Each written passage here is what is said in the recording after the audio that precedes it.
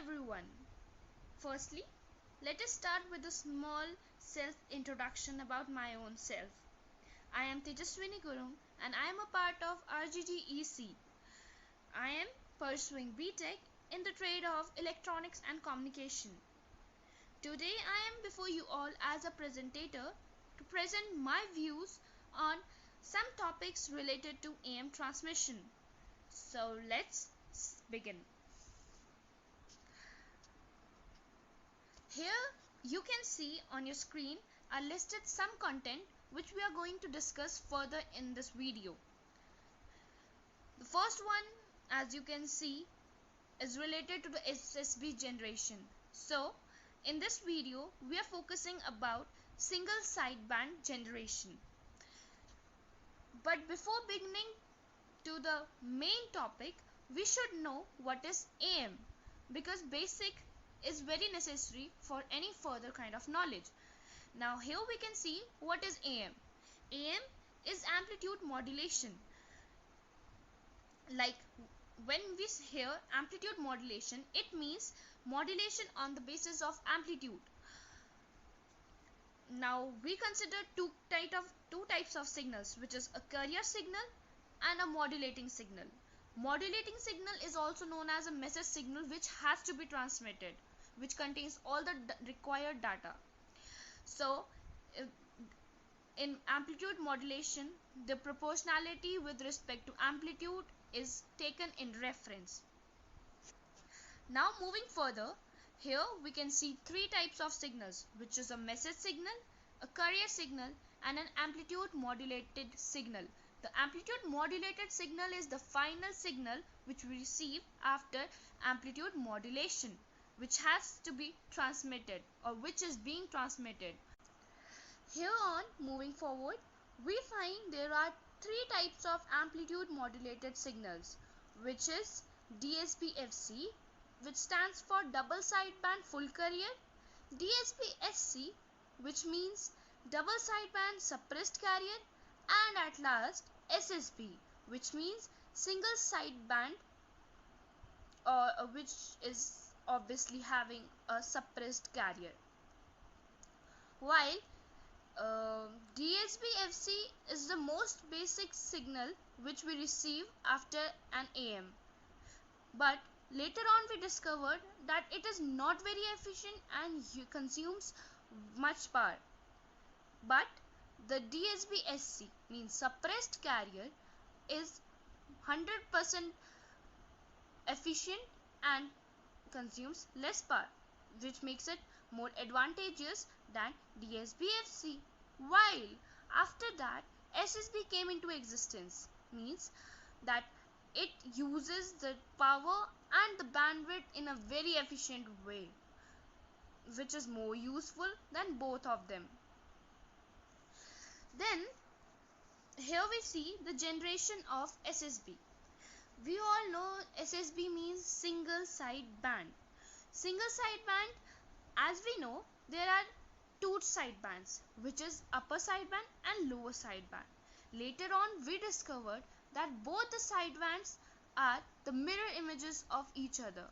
Therefore we can reduce one of them, either the upper sideband, which is USB, or the LSB, which is the lower sideband, to reduce the power consumption and increase the efficiency. Then we find out that there are three methods of SSB generation. Number one is the filter method, number two is the phase shift method, and at third we have the third method. Let's see what does the first method shows. Here, as you can see in the diagram, that's a block diagram of filter method, we see that there is a product modulator which modulates the message signal, which is the modulating signal, with the carrier signal.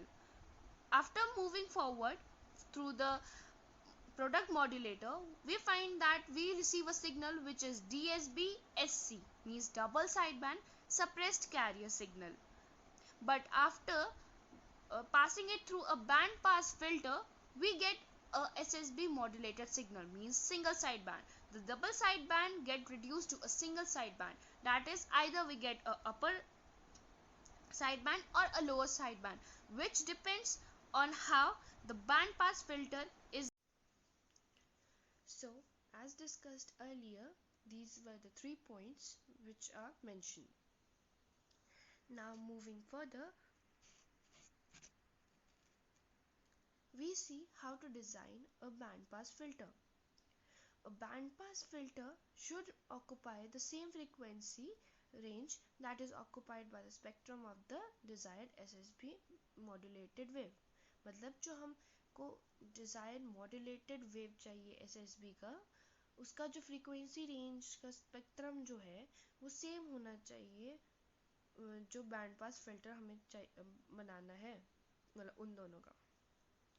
And the second is जो हमारा जो guard band है जो separate करता है the stop band and the pass band को, तो उसकी जो फ्रीक्वेंसी है वो ट्वाइस होनी चाहिए the of the lowest frequency of the component of the message signal. बस ये दो क्राइटेरिया है डिज़ाइन करने का बैंड पास फिल्टर. अब हमारा आता है second method is phase shift method. तो जैसे कि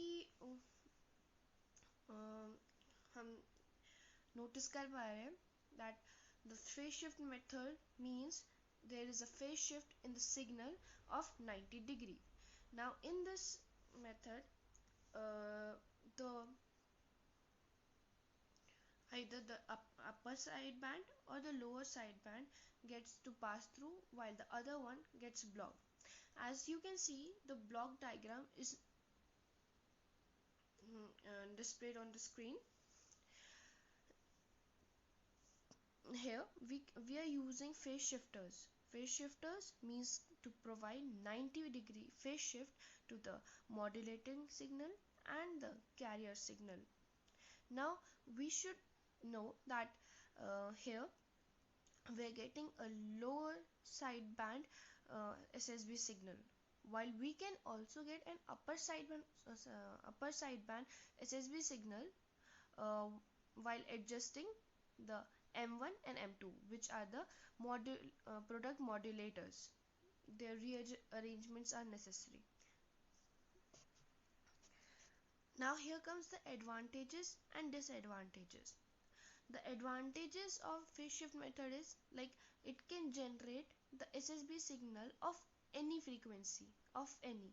Like when we were talking about the filter method, it has some limitations because it was normal filtration. It has some limitations of frequency, while in phase shift method we don't have any limitation. Second,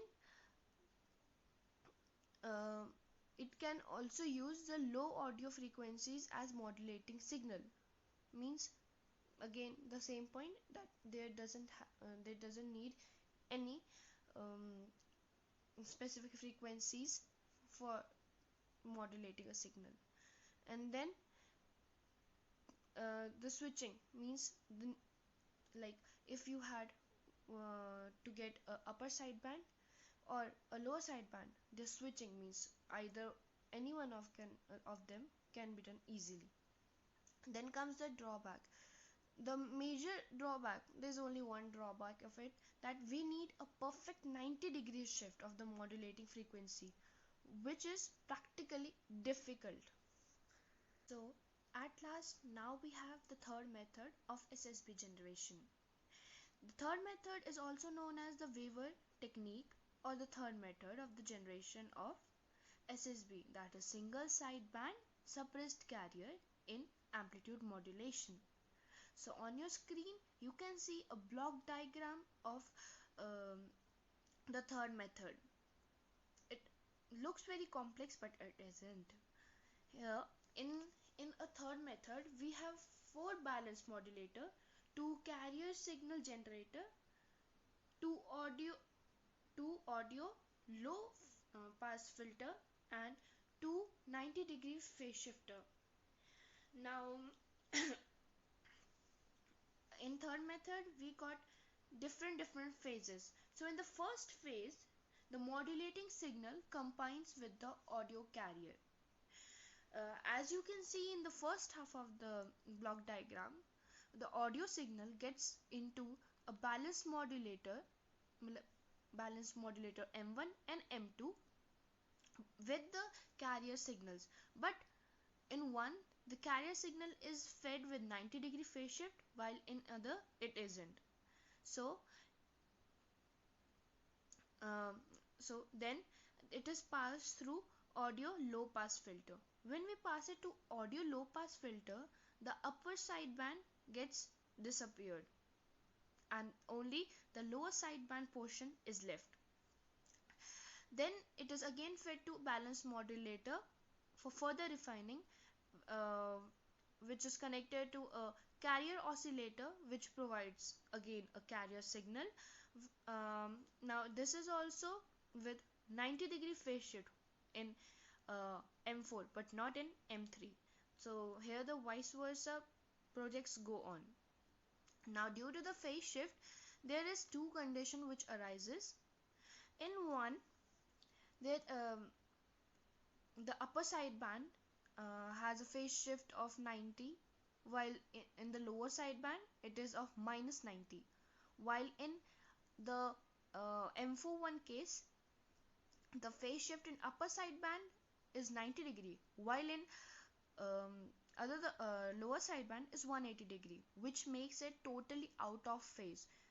So therefore, one of the component gets cancelled out, and at last through the summing circuit, we get a specific either a upper sideband or a lower sideband as a result. So this is the third method from which we get the single sideband signals, and the advantages and disadvantages are here. First, the advantage of the third method is that it cross over the phase shift method, that is its ability is more than the phase shift method to generate SSB at any frequency. Now here it is like written, it uses low audio frequency without the associated disadvantage of an AF required to operate over a large range of audio frequencies. So that's very clear. And then we have the disadvantages. First disadvantage is it is in direct competition with the filter method, but it is very complex. Direct competition and filter method because as if you have noticed, it goes same as the filter method. First we get the balance modulator and then we have to pass it through the band pass filter. So therefore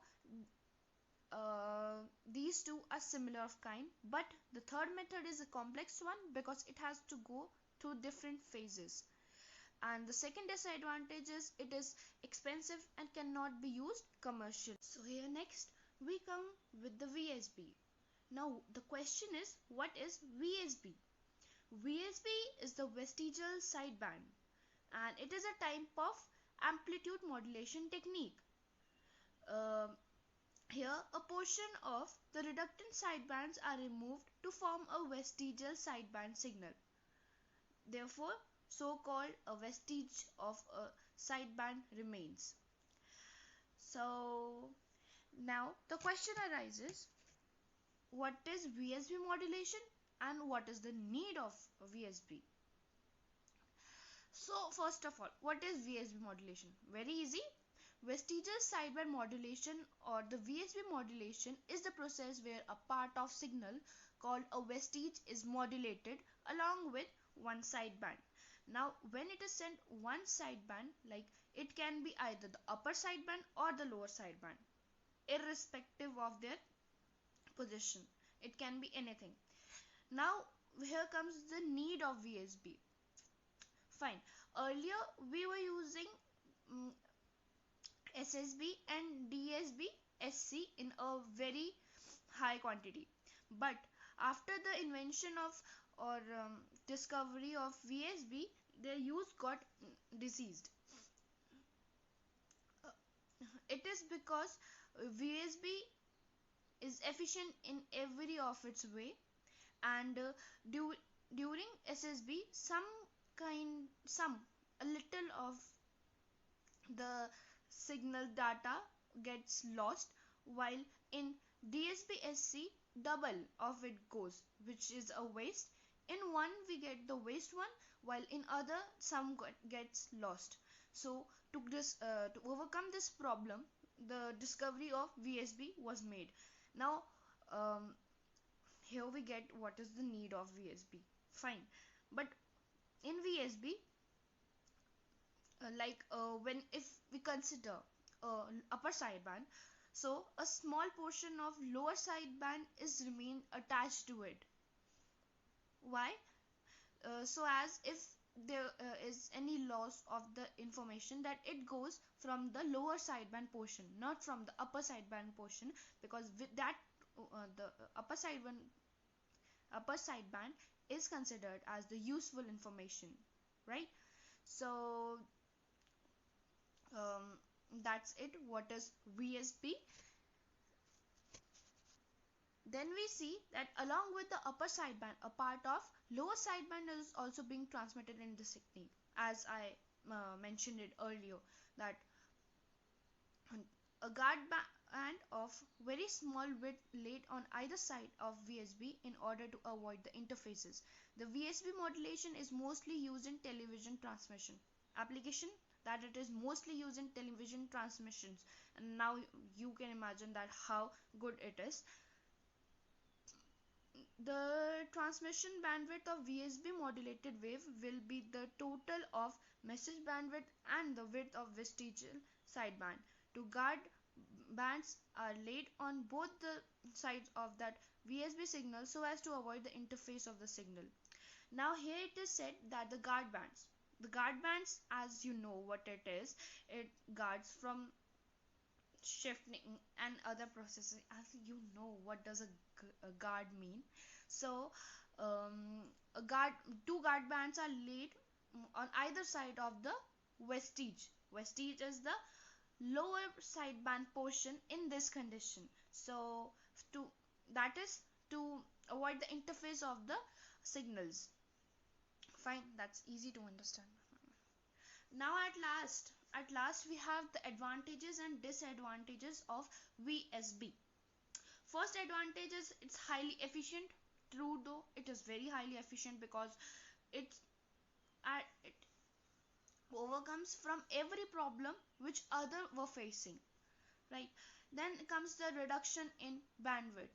Reduction in bandwidth, yeah, that's true, because it gets cut off. Then comes the filter design is easy as high accuracy is not needed.